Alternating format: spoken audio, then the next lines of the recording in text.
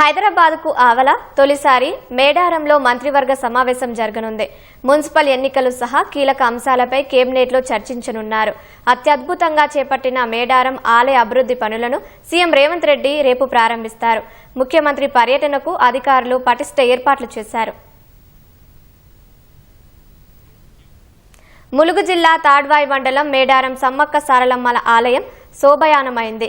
ముఖ్యమంత్రి రేవంత్ రెడ్డి రాక కోసం చేసిన ప్రత్యేక ఏర్పాట్లతో మేడారం పరిసరాలు దేదీప్యమానమయ్యాయి. ఆలయ అభివృద్ధి పనులు పూర్తి కావడంతో ప్రారంభోత్సవం కోసం ముఖ్యమంత్రి రేవంత్ రెడ్డి ఇవాళ మేడారానికి విచ్చేస్తున్నారు.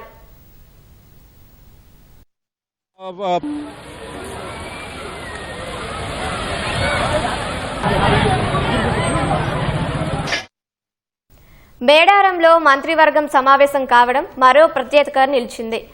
హైదరాబాద్ వెలుపల తొలిసారిగా మేడారంలో ముఖ్యమంత్రి సారథ్యంలో కేబినెట్ భేటీ అవనుంది. మున్సిపల్ ఎన్నికలు, గోదావరి పుష్కరాలపైన కీలకంగా చర్చించనుంది. మేడారం అభివృద్ధికి అధిక ప్రాధాన్యం ఇస్తున్నామని ప్రజలకు తెలిసేలా మరిన్ని పనులకు అనుమతించే సూచనలున్నాయి. పొట్లపూర్ ఎత్తిపోతలకు ఆమోదం తెలిపే అవకాశం ఉందని తెలుస్తోంది.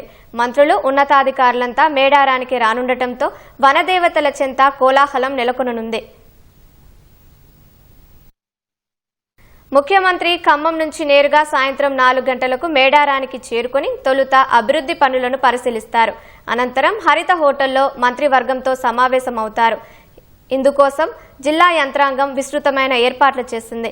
హరిత హోటల్లో పూర్తి చేసిన ఏర్పాట్లను మంత్రి ధనసరి సీతక్క పరిశీలించారు. హోటల్ ప్రాంగణాన్ని అందంగా తీర్చిదిద్దారు. ముఖ్యమంత్రికి ఆహ్వానం పలుకుతూ బ్యానర్లు, ఫ్లెక్సీలను పార్టీ నేతలు ఏర్పాటు చేశారు.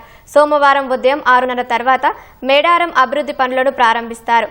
అనంతరం హెలికాప్టర్లో హైదరాబాద్కు వెళ్తారు. ముఖ్యమంత్రి, మంత్రులకు ఘనమైన ఆతిథ్యం ఇచ్చేందుకు అధికారులు అన్ని ఏర్పాట్లు చేశారు. ఆదివాసీ రుచులతో గుమగుమలాడే వంటకాలను అతిథుల కోసం సిద్ధం చేస్తున్నారు. అనుమతి లేకుండా డ్రోన్ కెమెరాలు ఎగురవేయరాదని పోలీసులు ఆదేశాలు జారీ చేశారు. భక్తులకు రద్దీ దృష్ట్యా మేడారం మార్గాల్లో ట్రాఫిక్ ఆంక్షలు విధించారు.